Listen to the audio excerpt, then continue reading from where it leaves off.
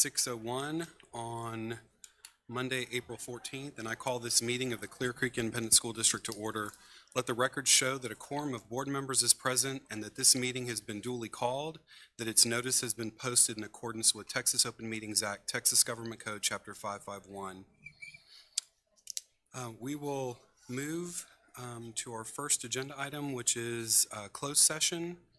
The board will now move to closed session as authorized by the Texas Open Meetings Act, Texas Government Code, Section 551.001, concerning purposes permitted by the Act, including 551.071, consultation with attorney, 551.072, deliberation regarding real property, and 551.074, deliberate the appointment, employment, evaluation, reassignments, duties, discipline, or dismissal of a public employee, or to hear a complaint or charge against an employee. And we'll move into closed session at 6:02.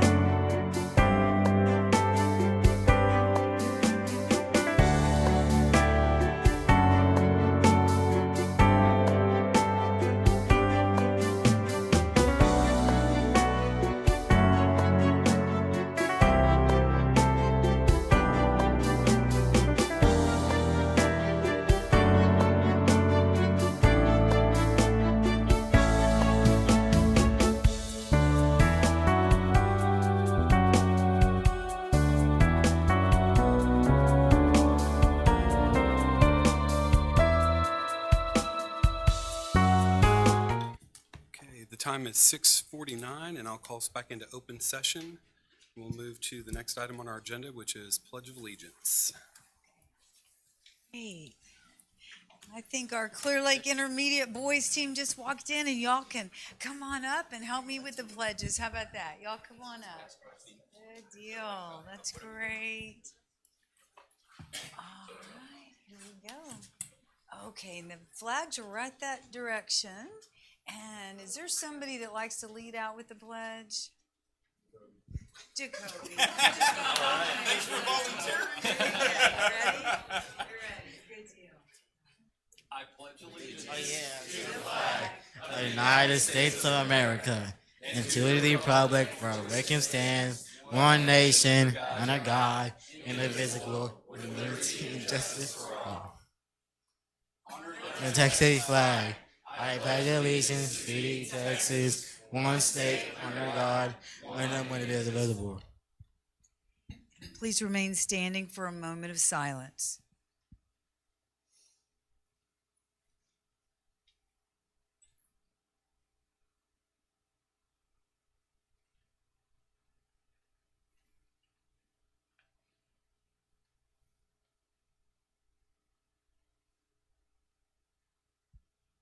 Thank you. You may be seated. Okay, guys, you know are going to help me out. Y'all stand here. Yes, yes, yes. Here we go. Never too late. There you go. There you go. All right. Okay, I think your coaches should come up here too, don't you? Come on. Yeah, they're the ones that kind of help you out. Okay, well, we are going to let you guys help us start the meeting. We did the pledges, and now we are going to start with our mission statement. Somebody's help me out. Who's going to read that? All right, here you go. And we got it on the screen. Go ahead. The mission of Clear Lake Independent School District, the visionary leader igniting learning for all, is to ensure each student achieves, contributes, and leads with integrity in a safe and nurturing environment, distinguished by authentic relationships, service before self, and the spirit of exploration. Thank you. Vision. Empowering every student with a world-class education that ignites passion and fuels endeavors. Caring, citizenship, fairness, respect, responsibility, and trustworthiness. People, purpose, and promise. It's what matters most to us. Thank you guys so much. Great job. We're going to give him a hand. Yeah, that's great stuff. Okay, now I do understand. Y'all are district champs. Am I right? Woohoo! There you go. There you go. All right. So what was your record this season? 13-1. Wow. 13 and oh. 8-0 in district. Yeah, 8-0. That's good. That's great stuff. Okay, so y'all think what contributed to this championship? You know, what was a big factor for you? What do you think? Besides Mr. Kimball. I know. Yeah. Go ahead. Thank you, sir. Working together. Good. Working together, teamwork. All right. Anything else? Excellent. Leadership, teamwork. Hard. Oh, did they make you guys work hard? Okay. That's good. Huh? Defense. Oh, so y'all are really good at defense. All right. Okay. Who watched U of H play? Anybody? Okay. Yeah, we all did. Yeah. March Madness was fun, huh? Yeah, that's great. Well, so who is planning on playing basketball in high school? Raise your hand. Anybody? Looking at maybe? All right, good. Well, coaches, anything you want to add to this team? Anything that kind of stands out for you with your teammates, your team members? No, I'm really proud of the boys. Really tight-knit group, if y'all can't already tell. They worked hard all season, represented not only Clear Lake, but CCISD as a whole. So I'm proud of them.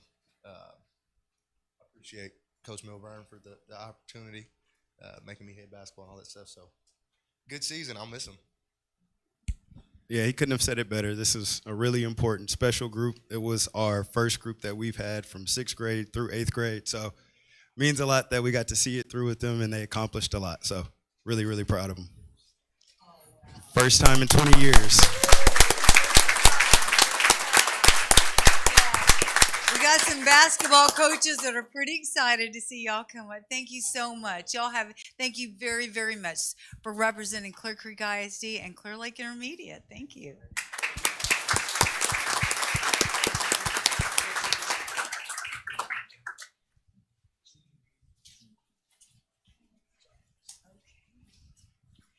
All right, well, we are pleased to share that Clear Creek ISD made Educational Results Partnerships 2024 honor roll list of top performing school districts in Texas. Results are based on data of student outcomes on STAR for the 22 through 24 academic years. We also have 5 schools that have made the honor roll list this year. And please join me in congratulating Clear Horizons Early College High School. Come on up. Ms. Tidwell. Great, great. Ms. Maxwell, great.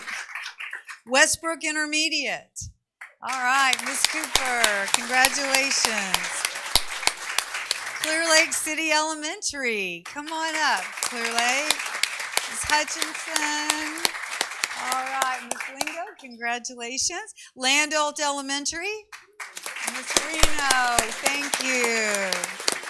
And Weber Elementary, Ms. Thomas. Oh, great, you got your D. Wonderful. Thank y'all so much. All right, we are so grateful. We're going to get a picture together, so we'll kind of scoot together.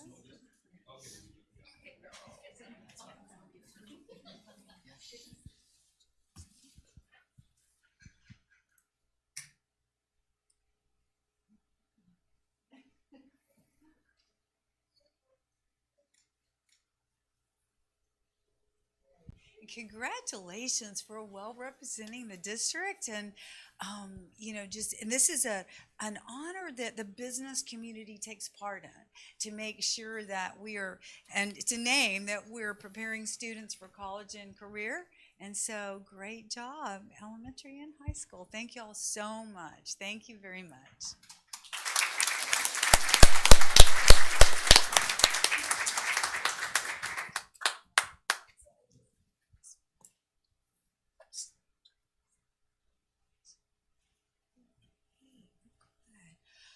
Okay, well, our super speller is back. Yes, come on up, Luke. Luke Wynn. Yes. All right, Luke Wynn from Brookside Intermediate won our district spelling bee. He went on to sweep the Houston Regional Spelling Bee competition on March 22nd. Luke is now going to represent CCISD in Texas at the National Spelling Bee Contest in Washington, D.C. right after school is out beginning May 27th. And I believe, Luke, you brought a special person with you tonight? Yes, I brought my mom and my pre-K teacher and my kindergarten teacher.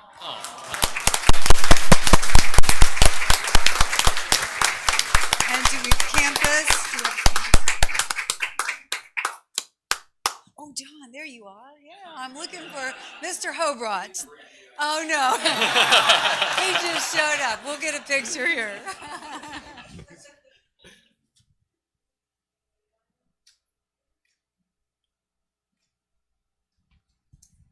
Okay, so Luke, we have a few questions, All right, so maybe a little bit about the experience in Houston. What was that word that you won on?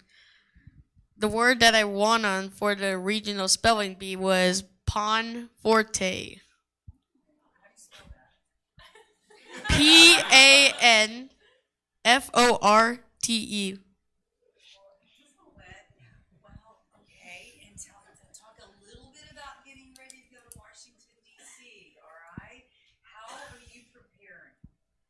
So I prepare by, of course, studying, but also I use help from my mom and dad. And also, I study Greek and Latin roots. The most common roots.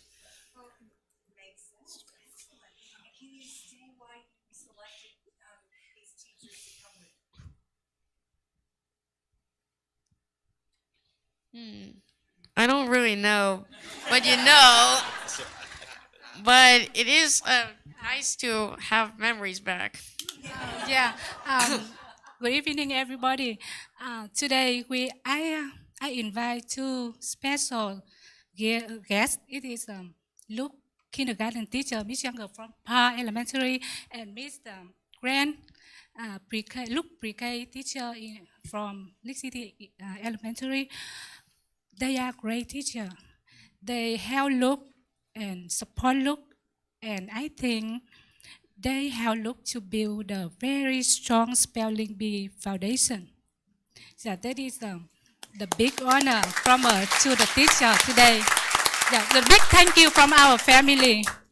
Yeah, I know. Look, sometimes he doesn't know how to describe what he wants to talk, but he loved his teacher and he missed them a lot. Thank you. Thank you so much. And it's hard for you to understand too how much that means to all of us, because look at all these elementary, principals and teachers and staff that are here knowing that foundation. And we are a pre-K through 12, and it all builds on each other. So thank you so very much for representing his education. And just in a few weeks, we'll have graduation, and all of those teachers contribute to that graduation, and all the administrators. Lasting impact. Yes. Thank you so much for reminding us of that, Luke. We appreciate it. Thank you very much, Ms. Wynn. Thank you.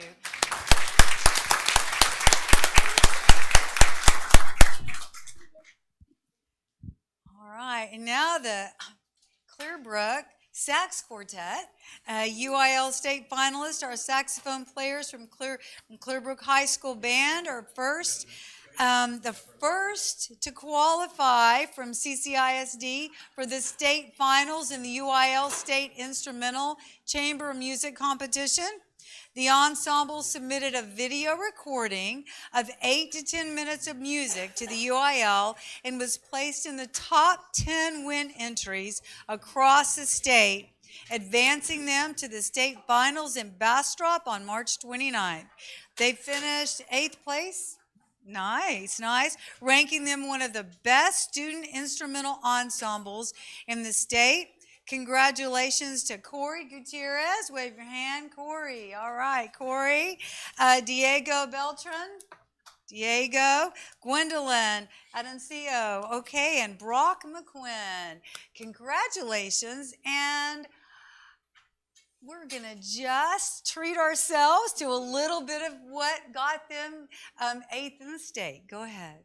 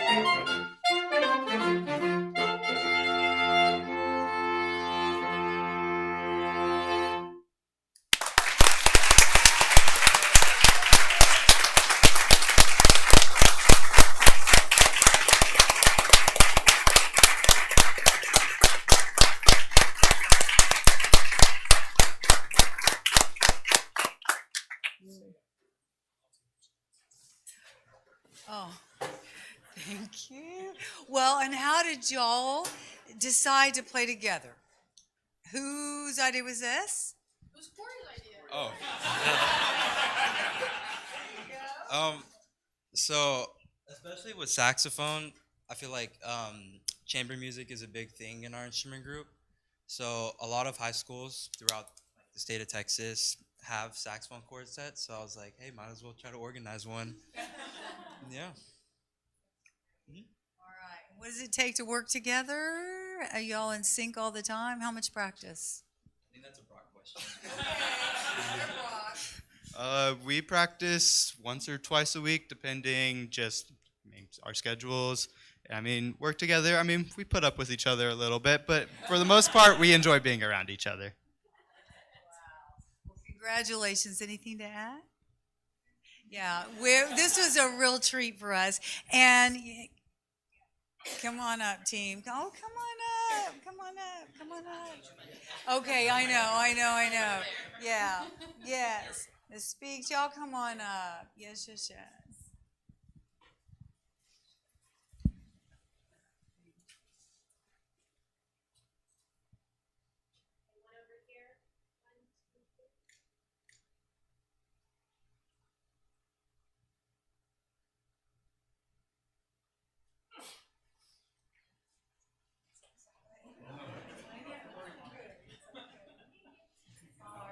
Thank y'all so much and congratulations.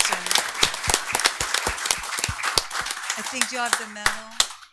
Oh, good. Okay. Okay, great. All right. Yeah. Thank you.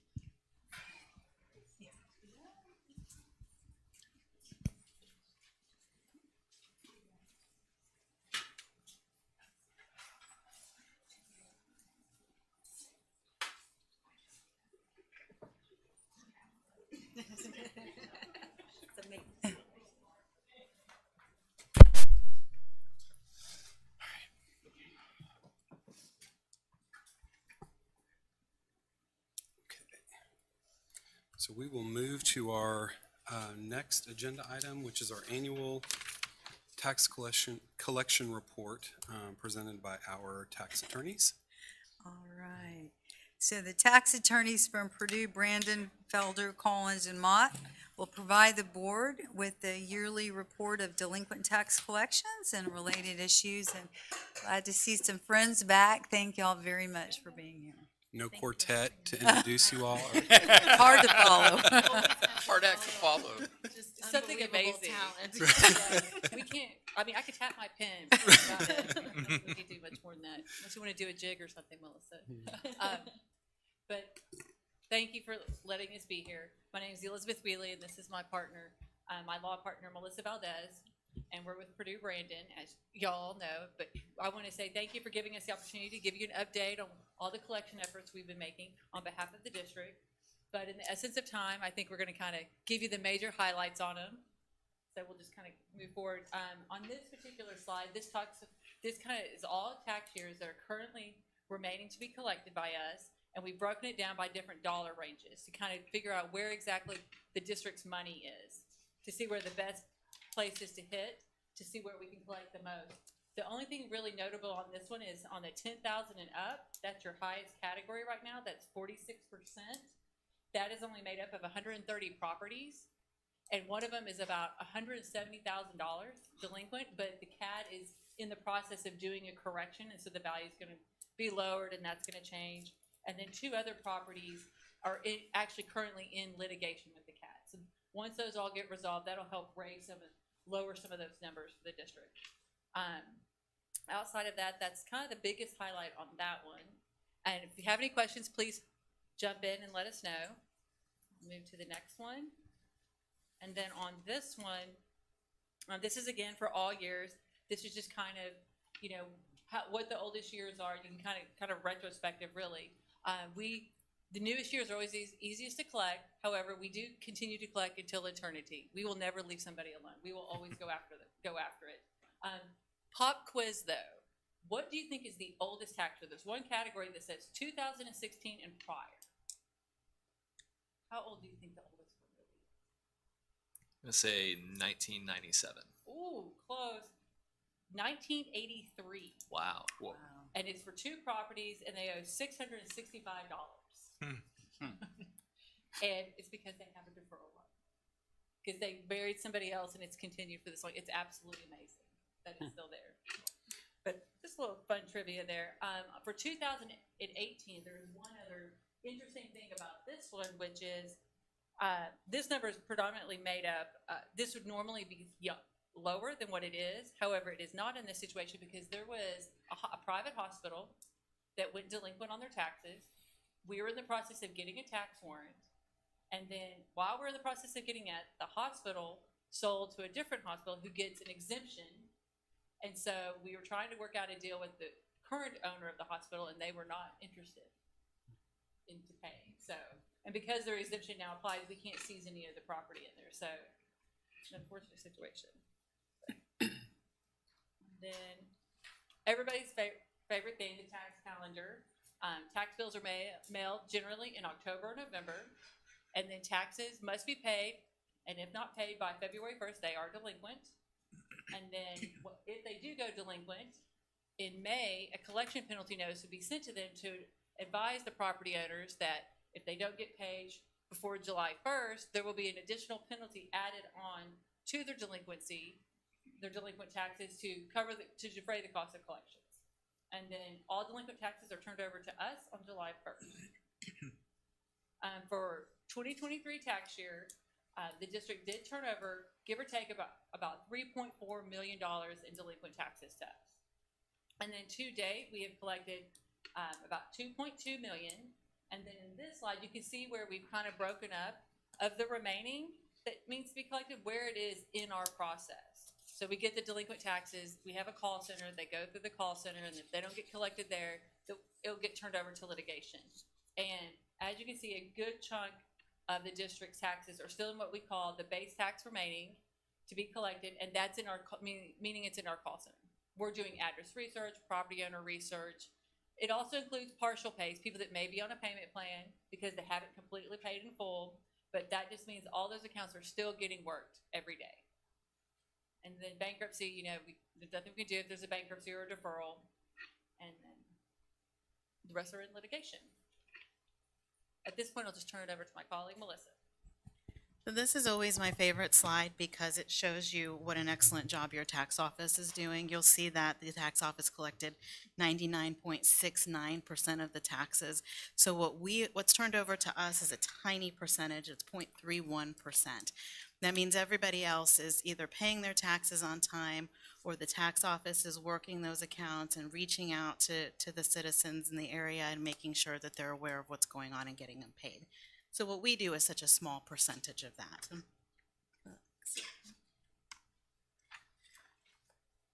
Elizabeth talked to you about the 2023 taxes. This is just to show you that we're still working all year. So for 2022, the first year it was turned over, we were able to collect 80.37% of what was turned over to us. As we continue to work through that on year 2, it's up to 83.39%, and we'll continue to work those roles even as new years get turned over to us. Next slide. And going back to 2021, you'll see sort of a 3-year overview. First year collected 76.33%. That went up to 82.53% in the second year. And here in the partial third year, it's at 84.89%. So again, we're working your new roles and we're working the old roles. Sometimes it's the same accounts, right? They're delinquent from 21, 22, and 23, and we continue to work those. And then finally, in addition to the delinquent tax services that we provide, the firm also does audit and appeal work. And we are by no means the audit and appeal experts. We have fantastic people at the firm who handle this work. But this allows the district to recoup money that's lost. In the last audit that was done was 2022, and we recovered $3.252 million in additional state funding for the district. And our team is already working on the 2023 audit, and they'll be working through that and hopefully recouping more money for the district. That's the end of our presentation. If anybody has any questions, we're happy to answer them. Thank you. Thank you. Any questions or comments from the board? Mr. Ball? Sure. And yeah, thank you for the present. I mean, this is always informative, and I love seeing the work you guys are doing. So for I guess the outstanding balance in 2016 and prior is about 1.9 million, is what I saw in the graph. So what is y'all's process for clearing those very old tax bills? I mean, do you get to a point where it's possible to settle with the taxpayer and just say, we know you might owe $900, but if you pay us $600, we'll clear this from the account? Like, do you settle with people? Do you take every single one to court? I mean, what does that process look like when they get that delinquent? Or you mean when they get that old? Yeah, that old, or when you kind of hit that final stage of delinquency where it's clear they're never going to pay, you know? Right. We typically, under the law, we can't settle for taxes. Everybody, Texas Constitution says all taxes have to be assessed and collected equally, and so there's really no settlement of taxes. Interesting. But, okay. And so there are some cases where they do become uncollectible. The business moves, and so the business has moved. No one can find the people, and so they sit there. And sometimes, if we have enough information, we can go to the appraisal district ourselves through our contacts. And be like, okay, hey, we found this information. Do with it what you want, but like, can you look at this account? But if we don't have that, there's not enough to go on. They do sit there. But under the code, they can be written off after a certain number of years. 10 years for business personal property and 20 years for real property. And then but if a deferral it sits there, it freezes it. You can't do anything. Or just like a bankruptcy, it sits there, you can't touch it.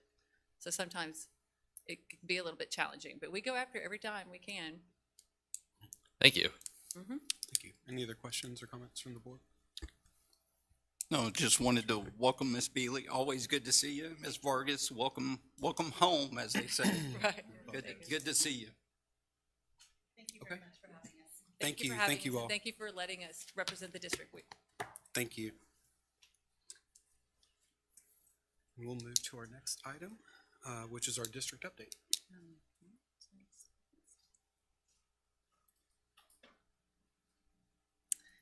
Okay, well, thank you, President Sanchez. Early voting in the CCISD Board of Trustees election begins on Tuesday, April 22nd. We encourage everyone to get out and vote. Candidates for at-large position B are Rebecca Lilly and incumbent Scott Bowen, and for District 1, Joe McCall and incumbent Jessica Cheka.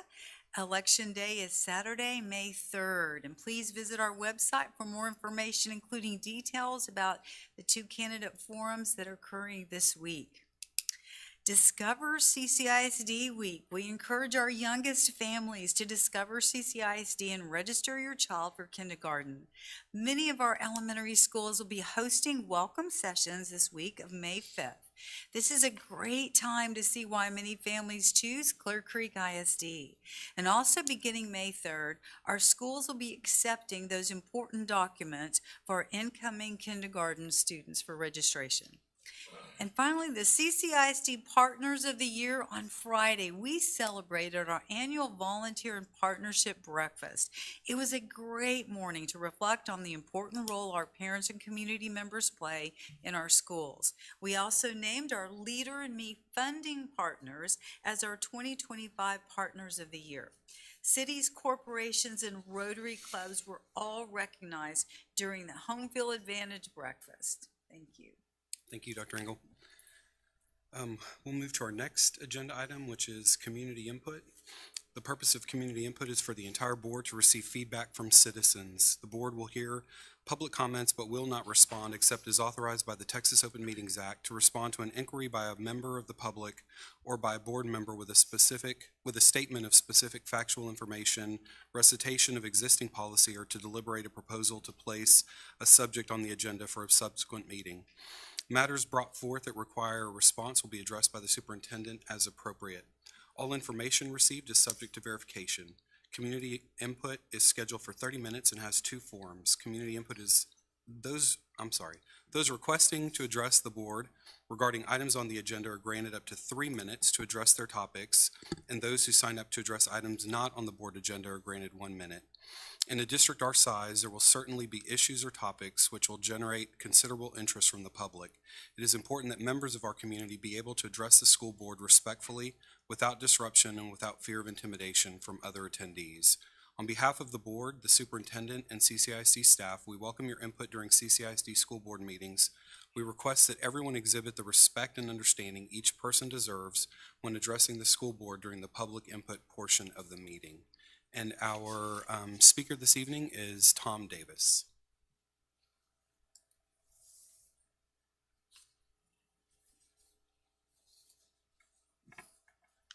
I support public education because of its system of elected governments. I thank the current team of 8 seated before me right now and ask that the team of 8 approach be used not only with the incoming board, with the administration and the new faculty, but also that it be offered to our taxpayers and business partners. As such, let me ask, if you are elected, will there be a team of 8 to maintain a healthy balance of government-based, church-based, and privately funded education? If you are elected, will there be a team of 8 inspired by as much by the Leadership Institute as by the Texas Association of School Boards? If you are elected, will there be a team of 8 faithfully representing the will of the CCISD taxpayers to the Gulf Coast Area Association of School Boards and to the Texas Region 4 Education Service Center? If you are elected, will there be a team of 8 providing at least one basic education campus focused only on reading, writing, and arithmetic with a vision for more? If you are elected, will there be a team of 8 following Louisiana's lead and placing the 10 commandments in every classroom, teacher's lounge, and parent-friendly space? If you are elected, will the team of 8 mindset be encouraged by team of 8 training or by the use of wallet-sized thank you cards for all stakeholders in the district? If you are elected, will there be a team of 8 advocating that we restore the 3-minute limit for non-agenda community inputs? If you are elected, will there be a team of 8 reading the transcripts of the 1984 Hatch Amendment hearings available for $8 from phyllisschlafly.com? If you are elected, will there be a team of 8 actively working to prevent violations of the People Privacy Protection Act detailed in district policy? If you are elected, will there be a team of 8 filtering the book recommendations of the American Library Association and the Scholastic Book Company rather than accepting them merely because of their assumed expertise? If you are elected, will there be a team of 8 minimizing the influence of Paulo Freire, a Brazilian Marxist educator, on district pedagogy? If you are elected, will there be a team of 8 monitoring the Leader in Me and social emotional learning programs, assuring that they don't become platforms for indoctrination, activism, and intrusive surveys? If you are elected, will there be a team of 8 preserving, protecting, and defending the constitutions of Texas and the United States? And if you are elected, will there be a team of 8 promoting remedies for the social contagions that have resulted in the misuse of pronouns to compel indoctrinated speech? After the election, please help my fellow taxpayers and I each find our own teams of 8 as volunteers offering a measure of competence and wisdom. And as always, thanks for everything you do to support parental authority, teacher pedagogy, and the future of our boys and girls. Thank you. We'll move to our next agenda item, which is action on closed session. Mr. President, Ms. Cheka? I'd like to move to approve the recommendation of the superintendent to approve Samantha Suler for elementary school principal. Thank you, Ms. Cheka. Any questions from the board? Seeing none, all those in favor, if you raise your right hand. That passes unanimous. Thank you, Dr. Engel. Okay, yes, we are very excited about that recommendation. Ms. Suler is currently assistant principal at Hyde Elementary, and prior to that, she's also worked at Ross. I believe she's taught first, second, third, and fourth grades. Vast experience there, and she is a Seabrook resident and really in that Ed White attendance zone. So very excited to have her join the Ed White family. Thank you. Thank you. Thank you, Dr. Engel. We'll move to our next agenda item, which is consent agenda. Mr. President, Mr. Bond? can I remove item 30? Yes, we'll pull 30. Any other items? Mr. President, I was Chairman? going to pull item 28.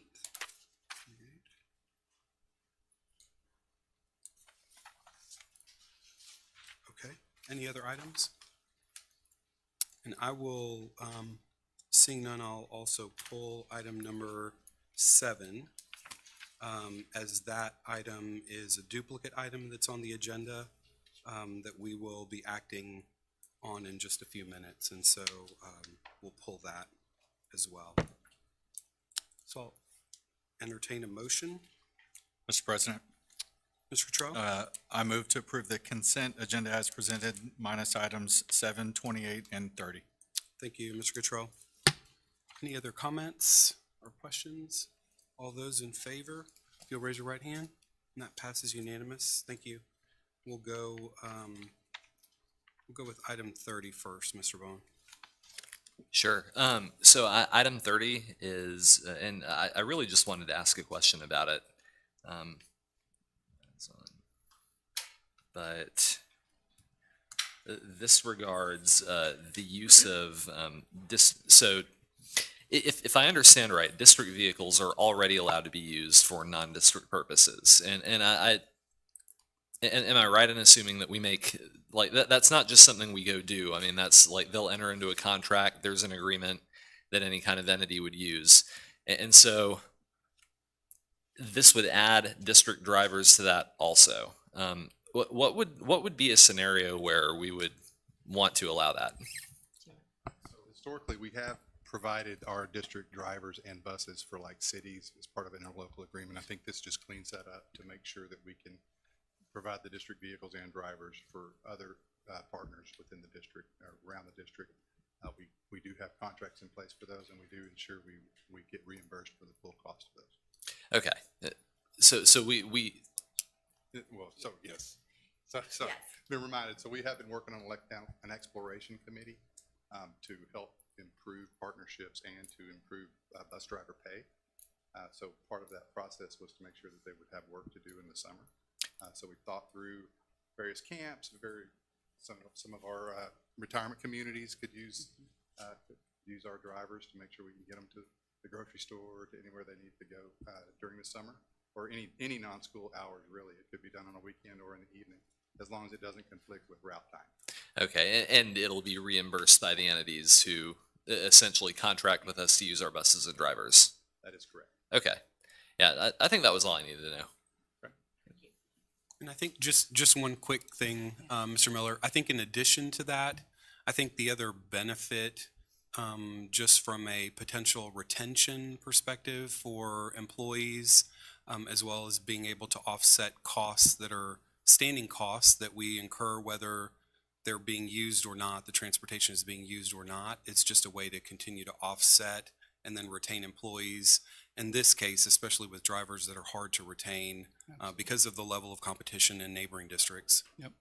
I just want to make sure, is that and also it was a part benefit? of a more broad evaluation of how we could do better retention and attraction of bus drivers, because it is hard to find those drivers. We were down quite a few over a year ago. I think we had 57 vacancies. Over the last year, we have done several things, which this exploration team is one of them, and we've gotten that down to, I think, 20 as of yesterday or Thursday. That's great. Okay. In policy, we kind of talked about that as one of the benefits, that some of these drivers, they have a second job, they're looking elsewhere, and so this is a good way to offer them opportunities, especially during the summertime. That's right. Okay. Any other comments or questions? Okay, thank you. I'll entertain. Sure, Mr. President, I move that we adopt, or that we accept the superintendent's recommendation to accept the first reading of CNB local transportation management district vehicles. Thank you, Mr. Bowen. Any other comments or questions from the board? Seeing none, all those in favor, raise your right hand. That passes unanimous. Thank you. We'll go to item 28. And Mr. President, I don't really have any questions. I just wanted to highlight the C3 Studios program. I'm happy to see that, the contract is being increased. These young folks, outside of school will go work at the Houston Livestock Show and Rodeo. They'll go Rockets, whenever NCAA, if there's a big tournament or game or anything like that. So these students are getting real world experience with real world equipment. And so I just wanted to highlight that. And if there's no, Yeah, any comments, additional comments or questions from the board? Okay, seeing none, I'll entertain a motion. and Mr. President, I move that we accept the superintendent's recommendation to approve the increase in contract 2024.511 C3 Studios live production support and maintenance, AV classroom and special events on-site support in the amount of $150,000. The new total estimated annual contract value is $350,000. This contract expires on January 31st, 2026. Thank you, Mr. Cunningham. Any other comments or questions from the board? I would just Mr. like to Larson? make one comment, and that's, I was recently called on to give a presentation about the district, and I devoted roughly 12 to 15% of my time just talking about C3 Studios, because it's so special what they do for our kids. And I really appreciate this program, and I'm happy to support this agenda item. Thank you, Mr. Larson. Any other comments, questions? All those in favor, if you raise your right hand, and that passes unanimous. Thank you. And we will move on to item B.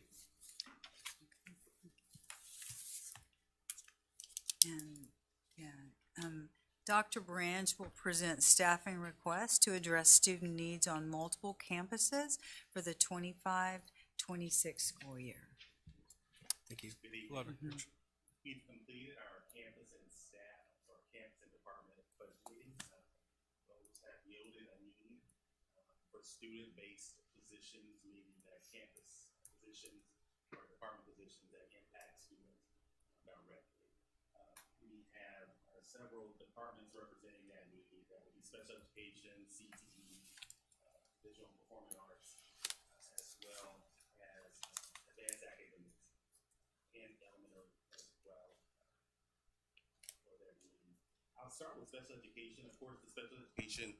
Thank you, Craig. Special education numbers in the district have increased over time, and that's not news to us. At the same time, our overall enrollment in the district has seen a decline. But with that increase, we've seen some specialized programs that our students overwhelmingly still need services from. So that's dyslexia, social development, alternative academics, resource adaptive behavior, and the HEARTS program. And so with that, the need has been realized that we're needing 12 additional teachers for that and 16 additional paraprofessionals to service those students. Additionally, we are seeking approval for 18 additional paraprofessionals for the ECSE program. That's the early childhood program. We are moving to add 55 minutes to the school day for that program, thereby allowing the district to get a full day ADA for those students. And so that would almost be self-funding those additional paraprofessionals to support that program for those students. Moving on to elementary, we are seeking one teacher unit for an instructional coach to serve the Ed White and Hall Elementary eSTEM magnet programs.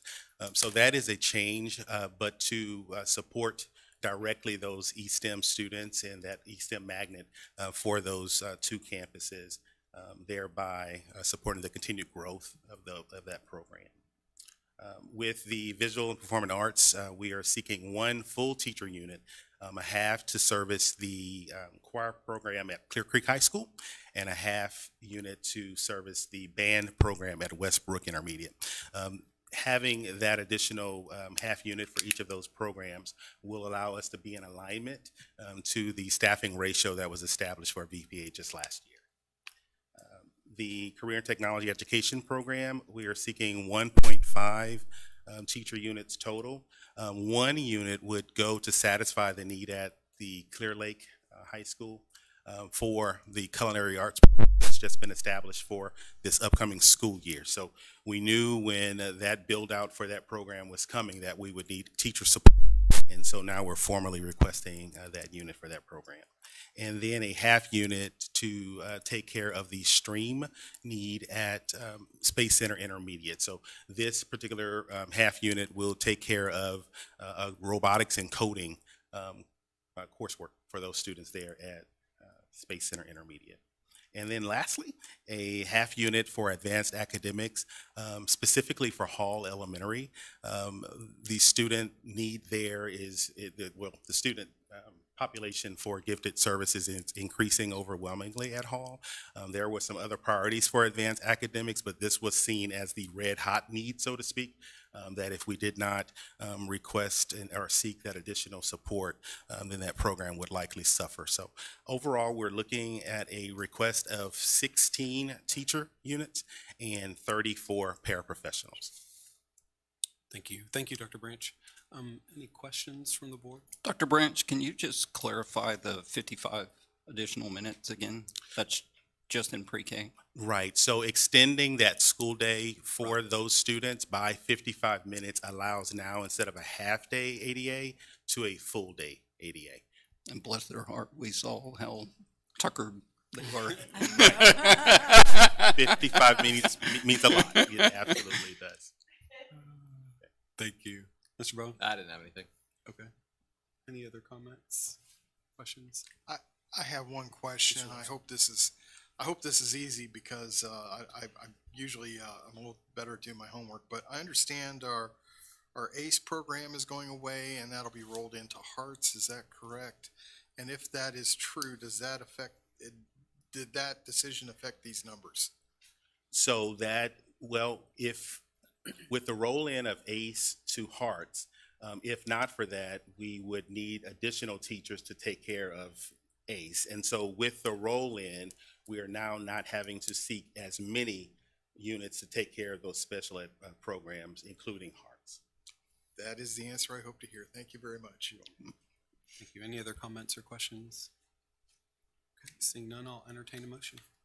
Mr. President, Mr. Cunningham? I move that the board approves the superintendent's recommendation for 16 additional teaching units and 34 paraprofessionals for students being served in the following programs: special ed, elementary, visual and performing arts, advanced academics, career and technology education.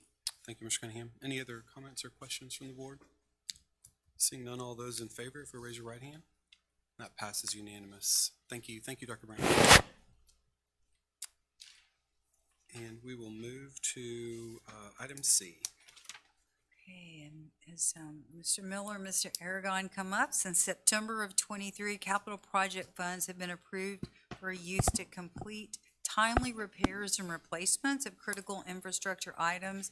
Mr. Miller and Mr. Aragon will provide a summary of the use of these capital project funds and request additional funds for critical repairs and replacements and contract staff support to ensure systems are properly maintained and functioning through August of 2025. Thank you, Dr. Engel. As she mentioned, you have approved a total of $2 million since September of 2023. Your background includes some detail of the types of items, primarily going to be building infrastructure for air conditioning and bus air conditioning systems that we have done over the last year and a half. Total of $1.3 million for critical building infrastructure. Includes $255,000 at 5 comprehensive high schools in Clearview, about $289,000 for 7 of our 10 intermediate schools, about $525,000 for 17 of our 27 elementaries, and then $276,000 for 5 of our support facilities. And the total that we have spent on major bus repairs and air conditioners for buses is $341,000. We've continued to have struggled to attract and retain qualified HVAC technicians, which we've reported previously. That generally causes us to have to outsource things that we would usually do in-house. Recently, we've had a few more resignations, so that need has really started to press on us as we approach the hotter months of the year and the summer preventative maintenance work that we need to get done. Our compensation committee did approve an increase, a significant increase in the hourly pay rate for our HVAC technicians. So we're hopeful that that's going to result in some more qualified applicants coming in to allow us to fill those positions and reduce the amount we have to rely on contractors. We're also working with Alice and her team to increase our general fund budget for 2026 to reduce our reliance on capital and contingency and bond savings to complete this repairs to the critical infrastructure.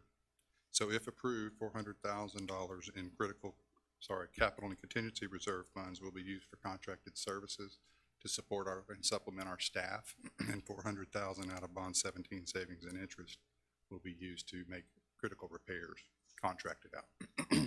So we request approval of the use of capital projects funds of $800,000 for facility-related projects. Thank you, Mr. Miller. Any questions or comments from the board? I think Mr.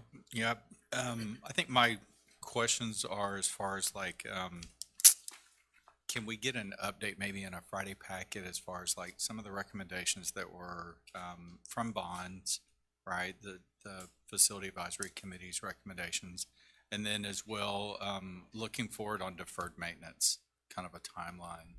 You know, I mean, obviously with the district this size and so many facilities and everything, you know, I'll always support improvements and, you know, all the maintenance and repairs that we need to do through the district, but some kind of deferred, what are we doing with that deferred maintenance kind of timeline, projection, and budget, you know, looking forward? Sure. We know these things break every 20 years and roofs need to be replaced. Right. So with the district this size, kind of, is there a way you can provide something like that in the future? We can certainly provide a lot of detail in a Friday packet. For the most part, when we think of deferred maintenance, it would be things that you generally would do in a bond program but are deferring them. So we tend to do a full building replacement. Just use one of our schools like Clearbrook as an example. It has 300 to 400 heat pumps in that building. We would generally schedule those out to be all replaced as part of a bond program when they near their life cycle. But as you lead and approach up to that, there are going to be units here and there that fail prior to having the funding ready to do that. And so that's generally what our maintenance department and these capital requests do, is replace those that either are not quite there yet to our life cycle that Alex has in his bond program, but they still have to be repaired and replaced. It could include a major compressor or a pump or things that are not scheduled to go out until 29, but they failed today. We have to replace them or repair them. That's what these generally are, right? As opposed to deferred maintenance, a large deferred maintenance pool that we have out there. Yeah. But we'll provide a lot more detail in how we approach that. Yeah. If we could, that'd be great. Sure. Yeah. Thank you. Thank you, Mr. Trell. Any other comments or questions from the board?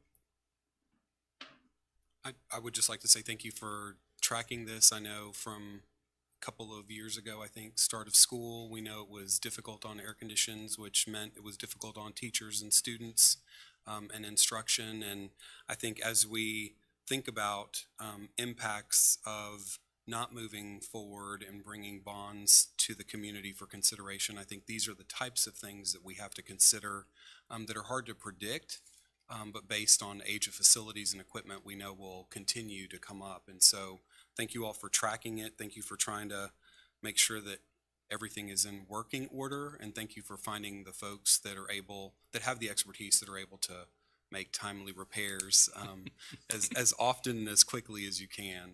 Thank you all for doing that. If there are no other comments or questions, I'll entertain a motion. Mr. President, Mr. Trump. I move to approve the recommendation of the superintendent to approve the use of capital project funds of $800,000 for facility-related repairs projects. Thank you, Mr. Trell. Any other comments or questions? Seeing none, all those in favor, if you raise your right hand. And that passes unanimous. Thank you. Thank you. And the next item on our agenda is information and discussion. And I will read something here for our minutes. And so it's our annual compliance statement for board continuing education hours. And so in accordance with policy BBD, I must announce the name of each board member who has completed the required continuing education hours, who has exceeded the required hours, and who is deficient in the required hours. The period reporting is from May 1st, 2024 through April 14th, 2025. And I would like to cause the minutes to reflect the information and make this information available to the public. The following board members have exceeded the required number of hours: Scott Bowen, Jessica Cheka, Jonathan Cottrell, Jay Cunningham, Jeff Larson, Jameson Mackay, and Arturo Sanchez. And I would like to thank the entire board. I know that this training has been completed for some months. We were pleased as we were submitting information to HEB and as we were thinking about the conversation we'd have during our interview, knowing that everyone had completed this training. We know that it's important to maintain proficiency in some of the required trainings, and then as well as the additional sessions that we're able to attend throughout the year. So thanks to everyone for completing that. Any comments, Dr. Eden? We're just very grateful. I mean, as we, look forward to the next couple of weeks and the nomination for excellence in education from HEB for this board, that's just part of it. Is not just the training, but the going beyond and so many different aspects and things that our trustees are involved in. So we're very grateful. Thank you. Mr. Yeah, McCoy? I'd like to just point out that we have a serious overachiever in this group. Mr. Larson clocking in 62.75 hours. It's a testament to his dedication on this board. And, well done. Thank you. Thank you, Mr. McKay. Any other comments? I just have one. This report was run on the 11th, and the reporting period runs through the 14th. I think if you run another report, you'll find a few more hours. Maybe it will need to be amended. Get ahead hours, I guess you could call them.